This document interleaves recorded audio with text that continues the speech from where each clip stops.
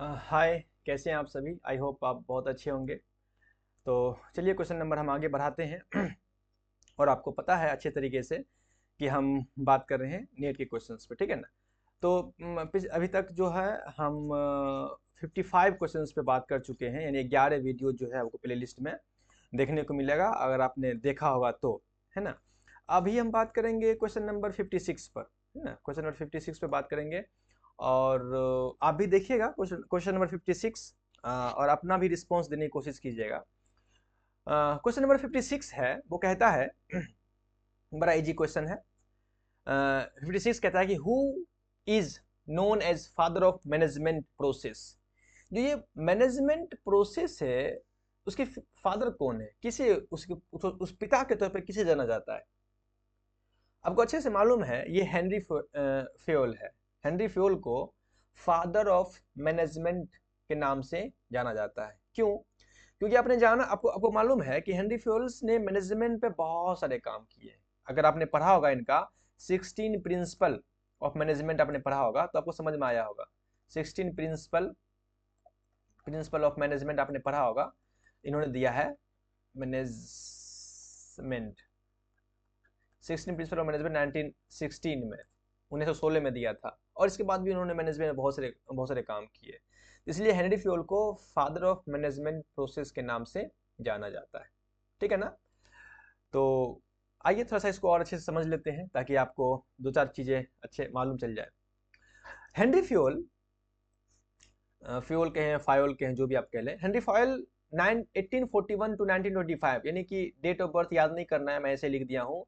Is known as the father of management process. इनको father of management process के नाम से जाना जाता है।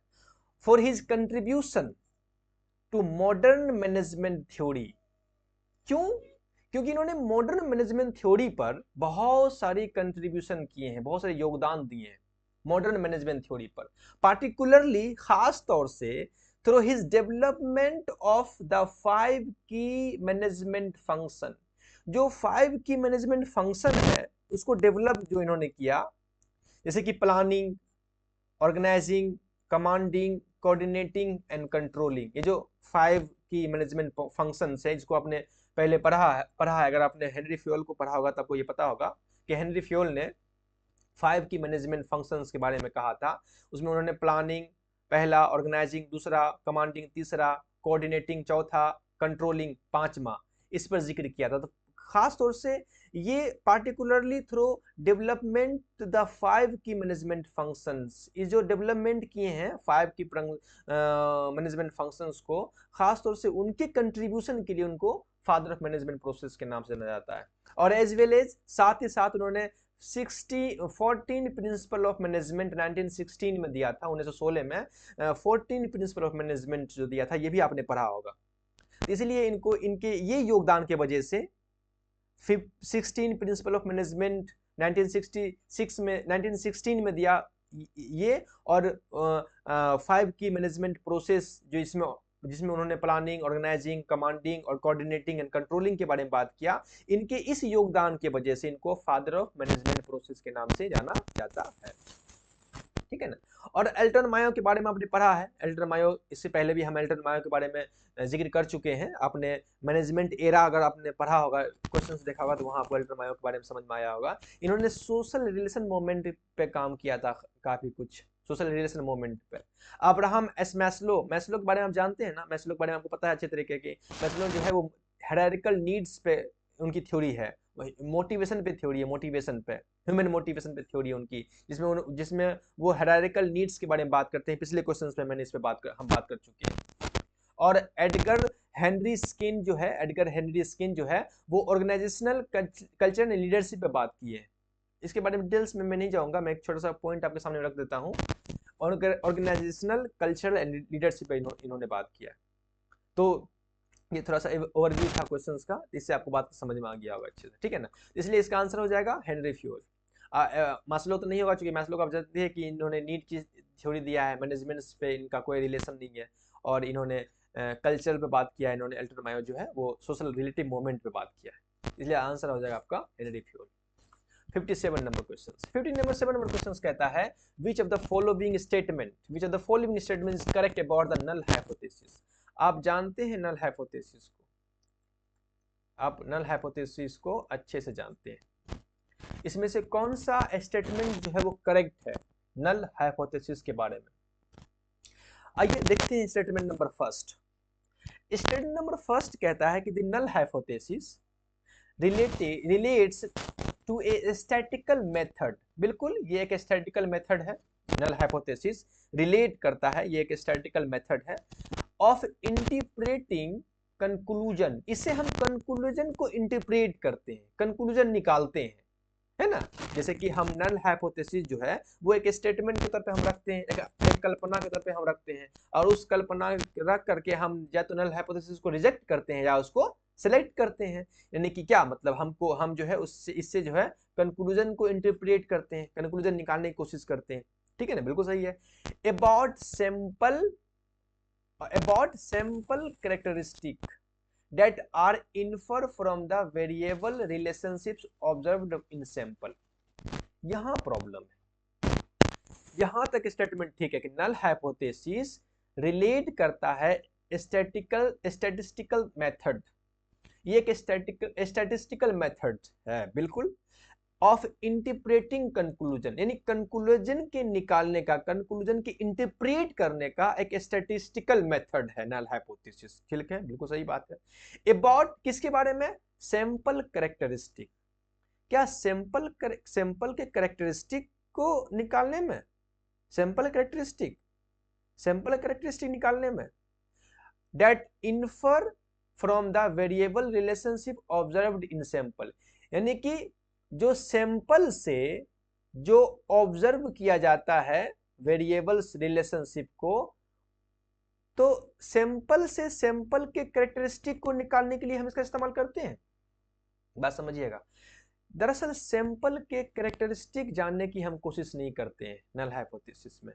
हम नल हाइपोथेसिस में पॉपुलेशन के कैरेक्टरिस्टिक को जानने की कोशिश करते हैं, इसलिए ये स्टेटमेंट सही नहीं होगा। आगे पढ़िएगा, आपको समझ में आ जाएगा। Null hypothesis is related to the statistical method interpreting conclusions, बिल्कुल सही बात है। अबाउट पॉपुलेशन कैरेक्टरिस्टिक, ये पॉपुलेशन के कैरेक्टरिस्टिक के बारे में है।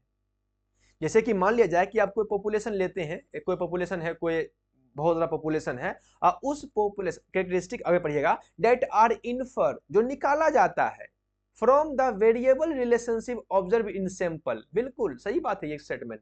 यानी कि मान लीजिए कि कोई आपका पॉपुलेशन है, इतना कोई पॉपुलेशन आपने लिया, इस पॉपुलेशन में जो सैंपल आप लेते हैं, मतलब कुछ सैंपल आप लेते हैं, 10-20 आपने सैंपल जो लिया, सैंपल लिया, इन सैंपल के द्वारा इस पॉपुलेशन के कैरेक्टरिस्टिक हम निकालते हैं।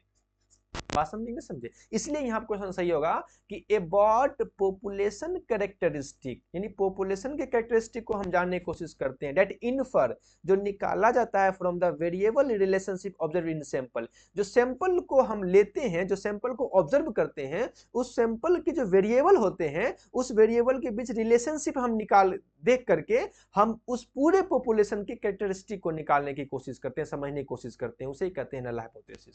बिल्कुल ये स्टेटमेंट सही है, ये स्टेटमेंट बिल्कुल बिल्कुल बिल्कुल सही है। अब बाकी null hypothesis related to statistical methods interpreting conclusions about populations characteristics that infers from the variable relations to observe in population. नहीं पॉपुलेशंस, एक मिनट, पॉपुलेशन से हम पॉपुलेशन नहीं निकालते हैं। एक बड़ा पॉपुलेशन हम तय करते हैं कि हमको इस पर रिसर्च करना है, उस पॉपुलेशन से हम सैंपल जो है, एक मिनट, उस पॉपुलेशन से हम सैंपल सेलेक्ट करते हैं, और इस सैंपल में जो वेरिएबल्स होते हैं, उस वेरिएबल्स के रिलेशनशिप को हम ऑब्जर्व करके, और उसके बाद जो है पूरे पॉपुलेशंस के कैरेक्टरिस्टिक को हम जानने की कोशिश करते हैं। यही नल हाइपोथेसिस है। स्टेटमेंट नंबर आपका 2 जो है वो बिल्कुल सही है। ठीक है ना? तो देख लीजिए नल हाइपोथेसिस क्या है। ए नल हाइपोथेसिस, जिसको आप HO से डिनोट करते हैं, a null hypothesis is a fundamental concept, ये एक फंडामेंटल कंसेप्ट है, बुनियादी कंसेप्ट है in statistical hypothesis testing it is a statement, ये एक स्टेटमेंट है और एजम्पशन है, एक एजम्पशन है that there is no effect, no relationship and no difference, जिसमें हम क्या बात करते हैं कि no effect, no relationship, no difference between variables in given context. जो कॉन्टेक्स्ट दिया हुआ है, जो कॉन्टेक्स्ट है, उस कॉन्टेक्स्ट में जो वेरिएबल्स है, उन दो वेरिएबल्स के बीच नो इफेक्ट है, नो रिलेशनशिप है, नो डिफरेंस है। Essentially, अंततः the null hypothesis posits that any observed difference or patterns in data are due to random chance, not due to specific factors being tested। मतलब वो इसका ये मतलब हुआ कि null hypothesis आपने देखा होगा कि दो वेरिएबल्स के बीच कोई इफेक्ट नहीं है, कोई रिलेशनशिप नहीं है, कोई डिफरेंस नहीं है, हम इसे तय करते हैं, उसके बाद उसको हम टेस्ट करते हैं और उसके बाद या तो हम उसको सेलेक्ट करते हैं या तो उसको हम रिजेक्ट करते हैं। आपने रिसर्च पढ़ा हुआ था, वो समझ में आ गया, ठीक है ना। इस तरह से नल हाइपोथेसिस ये होता है, एक स्टेटमेंट है, एक एजम्पशंस है।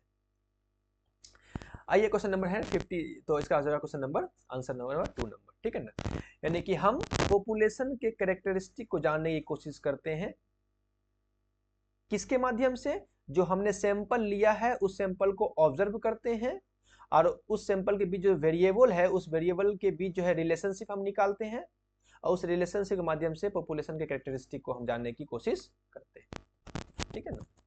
आइए, तो अब कहता है क्वेश्चन नंबर 58 है, कहता है कि 57 था, okay 58, which of the following is not, which of the following is not a quadrant of मॉक्स। आप जानते हैं इस क्वेश्चन को अच्छे से कि मॉक्स जो है मैसिव ओपन ऑनलाइन कोर्सेज, मॉक्स मतलब मैसिव ओपन ऑनलाइन कोर्सेज, इस मॉक्स में 4 क्वाड्रेंट है, 4 क्वाड्रेंट है ना, आपको पता है 4 क्वाड्रेंट है। तो जो नीचे लिखा हुआ है, जो स्टेटमेंट है, ये जो नीचे लिखा हुआ है, इसमें से कौन सा जो है वो क्वाड्रेंट नहीं है, नॉट, कौन सा नहीं है। एक ट्यूटोरियल है, एक कंटेंट है, वेब रिसोर्सेज हैं, लेकिन असेसमेंट बाय ट्यूटर ये नहीं है, ये एक क्वाड्रेंट नहीं है। तो क्या है क्वाड्रेंट? क्वाड्रेंट है self assessment, self assessment, self assessment है, असेसमेंट, सेल्फ असेसमेंट, या उसको आप कह सकते हो दूसरे शब्दों में peer assessment, peer assessment, peer assessment, ये इसके क्वाड्रेंट है। या तो वहां लिखा होगा, अब जो क्वाड्रेंट नंबर 4 है, ये क्वाड्रेंट नंबर 1 हो गया, 2 हो गया, 3 हो गया, 4 जो है 4 वो तो सेल्फ असेसमेंट है, या आप उसे पीयर असेसमेंट कह सकते हो। असेसमेंट बाय ट्यूटर जो है कोई क्वाड्रेंट नहीं है, ठीक है ना, तो आप इसको लिख लीजिएगा। आइए इसको एक्सप्लेन कर लेते हैं। मॉक्स, पहले नंबर तब याद रखिए कि मॉक्स मतलब massive open online courses, मॉक्स typically consist of 4 quadrant, इसमें 4 क्वाड्रेंट है। पहला जो है क्वाड्रेंट 1, उसमें बात किया गया है ई ट्यूटोरियल का, ई ट्यूटोरियल, इलेक्ट्रॉनिक ट्यूटोरियल। इस इलेक्ट्रॉनिक ट्यूटोरियल में क्या क्या चीज रखा गया है? इसमें रखा गया है video and audio content, video और ऑडियो कंटेंट है, लाइव सेशंस हैं, सिमुलेशंस हैं, एनिमेशन है, वर्चुअल लैब्स है, इंटरेक्टिव ट्यूटोरियल्स है। ये तमाम चीज जो है ई ट्यूटोरियल में रखा गया है कंटेंट, क्वाड्रेंट 1 में। जब क्वाड्रेंट 2 है उसको देखिएगा तो इसमें ई कंटेंट रखा गया है, इलेक्ट्रॉनिक कंटेंट, सॉरी ई कंटेंट। इसमें डिजिटल मटेरियल्स है, डिजिटल मटेरियल्स जैसे कि लाइक ई बुक है, नोट्स है, टेक्स्ट है, स्लाइड्स है, सेल्फ इंस्ट्रक्शनल मटेरियल्स है, केस स्टडीज हैं, कई सारे रीडिंग रिसोर्सेज ई कंटेंट में लिखा कीजिए सब चीजों को। अच्छा, क्वाड्रेंट 3 जो है उसमें वेब रिसोर्सेज है, जैसे कि सप्लीमेंट्री रीडिंग रिलेटेड लिंक, कोई बहुत सारे लिंक्स हैं, लिंक दिए हुए हैं ई वेब रिसोर्सेज में, विकी है, ग्लॉसरी है, ओपन कंटेंट है, plus internet, in the internet सब दिया हुआ है। क्वाड्रेंट 4 जो है उसमें सेल्फ असेसमेंट है या पीयर असेसमेंट है, जैसे कि MCQs क्वेश्चंस है, क्विजेज हैं, असाइनमेंट्स हैं एंड सॉल्यूशंस है, असाइनमेंट्स और उसका सॉल्यूशंस दिया हुआ है, online feedback through discussion forum, discussion forum के जरिए जो है अब ऑनलाइन फीडबैक दे सकते हैं, students evaluations each others and work and promoting collaborations, ये सब चीज दिया हुआ है ऐसे क्वाड्रेंट 4 में। तो क्वाड्रेंट 1 हो गया, वो उसमें ट्यूटोरियल है, क्वाड्रेंट 2 में जो है ई कंटेंट है, क्वाड्रेंट 3 में जो है वेव्स रिसोर्सेज है, क्वाड्रेंट 4 में जो है सेल्फ असेसमेंट या पीयर असेसमेंट है। इन सब चीजों को आप लिख लीजिएगा, ठीक है ना। तो इसलिए इसका आंसर हो जाएगा आपको नॉट। कौन नहीं है? तो नहीं है आपका ये। क्लियर? आइए 59 क्वेश्चंस को देखते हैं। कहता है the correct sequence of the 5 step of Morrison's teaching models. आपने मॉरिसन्स टीचिंग मॉडल्स को आपने पढ़ा होगा, मॉरिसन्स के टीचिंग मॉडल्स को पढ़ा होगा आपने, मॉरिसन्स के टीचिंग मॉडल्स को पढ़ा होगा आपने। और जब आपने पढ़ा होगा तो आपने इसके स्टेप्स के बारे में 5 जो स्टेप है वो भी आपने देखा होगा। यहाँ होता है कि करेक्ट सीक्वेंस क्या है, सही सीक्वेंस क्या है मॉरिसन्स के टीचिंग जो टीचिंग मॉडल्स है उसके करेक्ट सीक्वेंस क्या है। अगर आपको कुछ नहीं मालूम है, कुछ नहीं मालूम है, तो आप पता रखा कीजिए दिमाग में कि पहला कौन होगा, फर्स्ट कौन होगा या लास्ट कौन होगा। तो फर्स्ट जो है, जो इसका टीचिंग मॉडल्स है वो है एक्सप्लोरेशन। एक्सप्लोरेशन, एक्सप्लोर करना, यानी इसमें जो है वो बच्चे के हम प्रीवियस नॉलेज को पता करने की कोशिश करते हैं, प्रीवियस नॉलेज को पता करने की कोशिश करते हैं, नॉलेज को पता करने की कोशिश करते हैं, ठीक है ना। इसलिए ई पहला हो जाएगा। जब ये पहला हो गया तो ये खत्म हो जाएगा और ये खत्म हो जाएगा। प्रीवियस नॉलेज, उसके बाद जब बच्चे को नॉलेज को पता कर लेते हैं तब उसको प्रेजेंट करते हैं, तब उसके सामने हम टॉपिक रखते हैं, प्रेजेंटेशन, सेकेंड नंबर में प्रेजेंटेशन। तो डी नंबर हो जाएगा सेकेंड। तो डी यहाँ भी है और डी यहाँ भी है, ठीक है। उसके बाद में जब डी है, जब प्रेजेंट करते हैं तब उसको एसिमुलेट करते हैं, एसिमुलेशन। उसके बाद स्टेप आता है एसिमुलेशन। एसिमुलेशन आत्मसात करना, बच्चे उसको आत्मसात करते हैं। जब बच्चा उसको आत्मसात कर लिए, जो चीजों को सुन लिए, तब उस चीजों को ऑर्गेनाइज करते हैं, ऑर्गेनाइज करते हैं अपने माइंड में, ऑर्गेनाइज करते हैं। जब उसको ऑर्गेनाइज कर लिए तब उसको रिसाइटेशन करते हैं, उसको याद करते हैं, रिसाइट करते हैं। रिसाइट मतलब उसको रियल लाइफ में उसको अप्लाई करना, आप उसे कह सकते हैं। तो इस तरह से ये स्टेप है। स्टेप मतलब ई जो है वो फर्स्ट है, डी जो है वो सेकेंड है, सी जो है वो थर्ड है, और बी जो है वो फोर्थ है, और ए जो है वो फिफ्थ है। यानी कि ई डी सी बी ए, ये हो जाएगा आपका आंसर, आंसर नंबर 3। पहले उसको एक्सप्लोरेशन स्टेप, पहला स्टेप आता है एक्सप्लोरेशन। एक्सप्लोरेशन में बच्चे के प्रीवियस नॉलेज को हम जानने की कोशिश करते हैं। तब आता है प्रेजेंटेशन। अब जब नॉलेज को जान लिया तब हमको प्रेजेंट करते हैं कंटेंट को। तब एसिमुलेशन आता है, मतलब बच्चे उसको आत्मसात करेंगे, तब उसको ऑर्गेनाइज करेंगे, तब उसको रिसाइट करेंगे बच्चे, ठीक है ना। आइए इसको समझ लेते हैं। पहला स्टेप है एक्सप्लोरेशन, लिख लीजिएगा अपने कॉपी में, एक्सप्लोरेशन पहला step, exploration. In this step, इस स्टेप में the teacher tries to know the students previous knowledge. इस स्टेप में टीचर जो है वो बच्चे के प्रीवियस नॉलेज को जानने की कोशिश करते हैं, ट्राई करने की कोशिश करते हैं कि क्या उसके पास प्रीवियस नॉलेज है। जब नॉलेज को जान लिया टीचर तो उसको तब नेक्स्ट स्टेप आता है presentation. The overview of the subject matter is given and the structure of the whole unit is discussed with the students। तब बच्चा जब टीचर प्रेजेंटेशन में क्या होता है कि टीचर जो है सब्जेक्ट मैटर को पूरा ओवरव्यू जो है बच्चे के सामने में रखते हैं, और उस structure whole unit is discussed with the students, और स्टूडेंट्स के साथ पूरे यूनिट्स को डिस्कस करते हैं टीचर प्रेजेंटेशन में। जब ये होता है तो थर्ड स्टेप आता है assimilation. In this step, the students study the subject matter deeply and try to understand and internalize the information। जब उसके बाद आता है assimilation। assimilation में in this stage में the student study the subject, बच्चे जो सब्जेक्ट को स्टडी करते हैं डीपली, एकदम गहराई से, एंड ट्राई टू अंडरस्टैंड, उसको समझने की कोशिश करते हैं, एंड इंटरनलाइज द इंफॉर्मेशन, और जो जानकारी टीचर के द्वारा दिया गया है उसको इंटरनलाइज करते हैं। फिर आता है ऑर्गेनाइजेशन। जब उसने इंटरनलाइज कर लिया इन्फॉर्मेशन को अंडरस्टैंड कर लिया, इन्फॉर्मेशन को डीपली समझ लिया, तब the student organise and structure the new knowledge in a systematic manner without the help of teacher. तब उस नॉलेज को स्टूडेंट जो है, उस न्यू नॉलेज को, जो नॉलेज के पास स्टूडेंट के पास आया, उसको ऑर्गेनाइज करता है एंड स्ट्रक्चर बनाता है विदाउट टीचर के लिए। वहाँ टीचर की जरूरत नहीं है, उसको अपने आज में सिस्टमेटिक मैनर में उसको जो है वो ऑर्गेनाइज करता है स्टूडेंट्स। जब ये स्टूडेंट्स कर लिया तब आता है रिसाइटेशन का स्टेप। इसमें this step is related to the students verbal expression of the subject manner which is learned by them. जो वो सीखता है उन चीजों को वो वर्बली एक्सप्रेस करता है, रिसाइट करता है। है ना। Students recall and apply the learn information, और जो इन्फॉर्मेशन उसने सीखा है उस इन्फॉर्मेशन को अप्लाई करता है, रिकॉल करता है, याद करता है। यह है रिसाइटेशन का स्टेप, ठीक है ना। तो आई होप आपको बात समझ में आ गया होगा। एक्सप्लोरेशन मतलब, एक्सप्लोर मतलब प्रीवियस नॉलेज को जानना, यहाँ हम स्टूडेंट्स के प्रीवियस नॉलेज को जानते हैं। प्रेजेंटेशन मतलब हम नॉलेज को देते हैं, सब्जेक्ट मैटर जो है बच्चे के सामने में प्रेजेंट करते हैं, गिव देते हैं।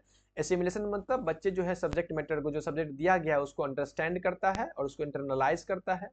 ऑर्गेनाइजेशन में बच्चे उस चीज़ों को ऑर्गेनाइज करता है, जो इन्फॉर्मेशन बच्चे को मिला है उसको ऑर्गेनाइज करता है, नॉलेज को सिस्टमेटिकली मैनर में। और जब वो ऑर्गेनाइज कर लिया तो रिसाइटेशन में बच्चे जो है उसको वर्बली एक्सप्रेस करता है, या उसको रिकॉल करता है, या उसको अप्लाई करता है, ठीक है ना। तो इस तरह से इसका आंसर हो जाएगा आपका ऑप्शन नंबर 3, यानी कि ये हो जाएगा एक्सप्लोरेशन पहला, प्रेजेंटेशन दूसरा, एसिमिलेशन तीसरा, ऑर्गेनाइजेशन चौथा, और रिसाइटेशन मतलब पांचवा। ये है करेक्ट ऑर्डर। आइए क्वेश्चन नंबर 60 समझते हैं। कहता है कि the congruence contingency model, okay, तो congruence contingency model of curriculum evaluation was given. जो कॉन्ग्रुएंस कंटीजेंसी मॉडल है करिकुलम का, उसने उसको किसने दिया है? तो उसको दिया है स्टेक ने। टेलर जो है उन्होंने साइंटिफिक मॉडल दिया था, अपने मैंने कई बार पहले पिछले बार पढ़ा है, तो टेलर नहीं होगा, स्टेक होगा। स्टेक जो है वो congruence contingency model of curriculum उन्होंने प्रेजेंट दिया है। स्टेक, स्क्रीबन भी नहीं है, किर्क पैट्रिक भी नहीं है, टेलर भी नहीं है, वो स्टेक है। टेलर नहीं है, टेलर ने दिया कौन सा? साइंटिफिक मैनेजमेंट मॉडल, हमने कई बार इसके बारे में पढ़ा है, फ्रेडरिक टेलर के बारे में हमने कई बार पढ़ा है इसके बारे में, ठीक है ना। तो इसको दिया था स्टेक ने, congruence contingency model of curriculum. आइए थोड़ा सा समझ लेते हैं इस बात को। तो the congruence explain the congruence contingency model of curriculum evaluation was developed by Robert Stick 1974। 1974 में रॉबर्ट स्टिक ने congruence contingency मॉडल को हमारे सामने में दिया था, प्रेजेंट किया था, मतलब सब हमारे सामने, सबके सामने में। which focus on the comparison, ये किस पर फोकस करता है? Congruence contingency model of curriculum evaluation जो है वो किस पे फोकस करता है? विच फोकस, ये फोकस करता है on the comparison between intended outcomes. बात को समझने की कोशिश कीजिएगा। जो कॉन्ग्रुएंस कंटीजेंसी मॉडल है करिकुलम का, ये इस बात पे जोर देता है, फोकस करता है कि इंटेंडेड आउटकम यानी ऑब्जेक्टिव्स। इंटेंडेड आउटकम क्या है? वो आउटकम जो हमें चाहिए, जिसका हम पहले से तय करते हैं, वो आउटकम जिसको हम अनुमान लगाते हैं कि ये मेरा आउटकम होगा, यानी उसे कह सकते हैं आप ऑब्जेक्टिव्स। यानी जो आप ऑब्जेक्टिव फिक्स करते हैं, पहले जो करिकुलम बनाते हैं, उस करिकुलम बनाने से पहले आप ऑब्जेक्टिव बनाते हैं ना, ऑब्जेक्टिव जो बनाते हैं तो क्यों बनाते हैं? कि हमको इस ऑब्जेक्टिव को लास्ट में हासिल करना है। तो वो जो ऑब्जेक्टिव होता है वो इंटेंडेड आउटकम्स होता है, यानी अनुमानित आउटकम्स होता है। वो ऑब्जेक्टिव हासिल हो भी सकता है, नहीं भी हो सकता है, लेकिन हम एक ऑब्जेक्टिव तय करते हैं। तो कॉन्ग्रुएंस कंटीजेंसी मॉडल जो है वो जो इंटेंडेड आउटकम्स होता है, यानी जो ऑब्जेक्टिव्स होता है, एंड एक्चुअल आउटकम्स, और जो वास्तव में जो आउटकम्स आया है उनके बीच का कंपैरिजन है, उनके बीच का आप कह सकते हैं कंपैरिजन है, कह सकते ये कंपैरिजन है। नहीं, एक्चुअल आउटकम्स यानी कि देखिए, इंटेंडेड आउटकम्स वो आउटकम्स होते हैं जो हम पहले तय करते हैं, उसे आप ऑब्जेक्टिव्स कह सकते हैं।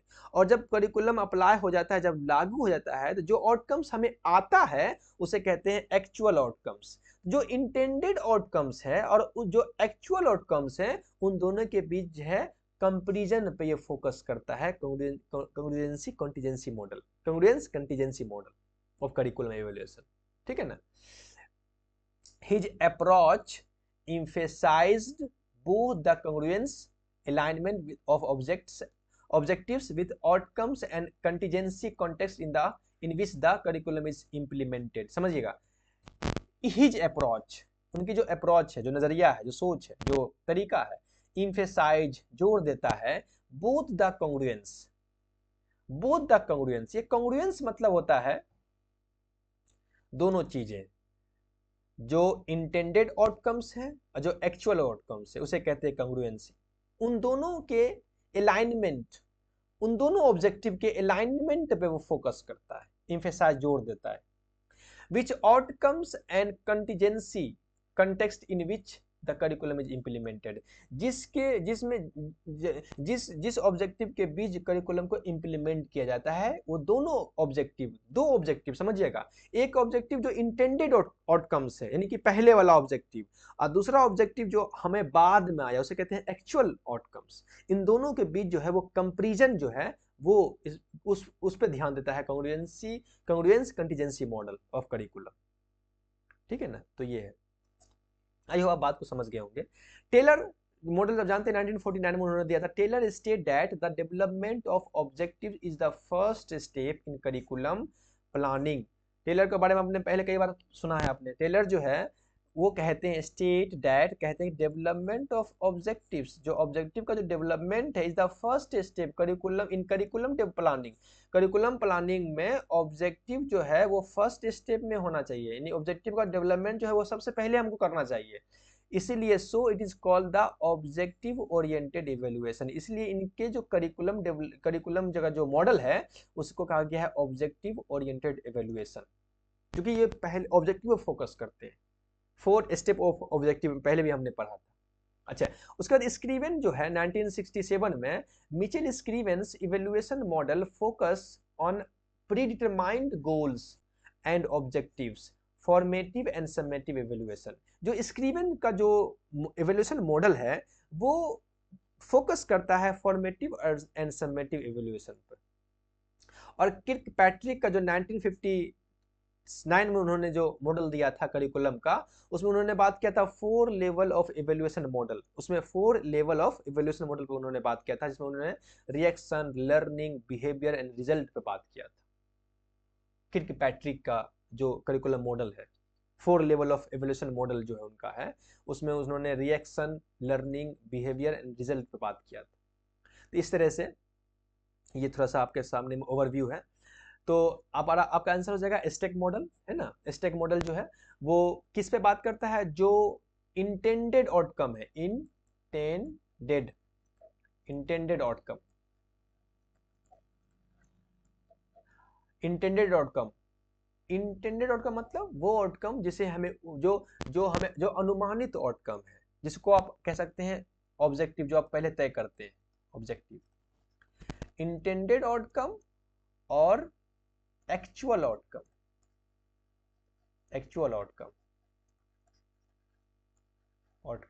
के बीच कंपैरिजन करता है, कंपेयर करता है ये मॉडल, इसकी स्टेक मॉडल, ठीक है ना। और स्क्रीवेन मॉडल और किर्कपैट्रिक मॉडल के बारे में आप जानते हैं कि इन्होंने 4 लर्निंग एवोल्यूशन का मॉडल दिया था, 4 इसमें इन्होंने रिएक्शन और के बारे में बात किया था। टेलर मॉडल के बारे में जानते हैं इन्होंने, इनका जो मॉडल है टेलर का, ये ऑब्जेक्टिव ओरिएंटेड मॉडल है, बात याद रखिएगा, ऑब्जेक्टिव ओरिएंटेड मॉडल है। ये इनका कहना है कि करिकुलम को डेवलप करने से पहले हमको ऑब्जेक्टिव डेवलप करना चाहिए, इसलिए इनके मॉडल को 4 स्टेप ऑफ ऑब्जेक्टिव भी कहा जाता है। हमने पहले ही पढ़ा है 4 स्टेप ऑफ ऑब्जेक्टिव। तो इस तरह से हमारा क्वेश्चन जो है वो 60 तक जो है वो कंप्लीट होता है। नेक्स्ट में हम बात करेंगे 61 से लेकर के 65 तक क्वेश्चंस पर। क्योंकि क्वेश्चंस को एक्सप्लेन करना पड़ता है, बहुत चीज़ों को बताना पड़ता है, तो इसलिए वीडियो थोड़ा सा लंबा हो जाता है, लेकिन आपको सीखने को बहुत कुछ मिलता होगा, मुझे इतना तो उम्मीद है। पढ़ते रहिए, और प्लीज़ अगर कोई प्रॉब्लम्स हो तो मुझे आपको बताइए, मुझे शेयर कीजिए, मैं उस पर काम करूँगा और अपने टॉपिक को, अपने कंटेंट को और बेहतर करने की कोशिश करूँगा, ठीक है ना। तो मिलते हैं नेक्स्ट वीडियो में, वीडियो देखते रहिए और सीखते रहिए और कमेंट करते रहिए, ठीक है ना। ओके बाय, अपना ख्याल रखिएगा, फिर मिलते हैं।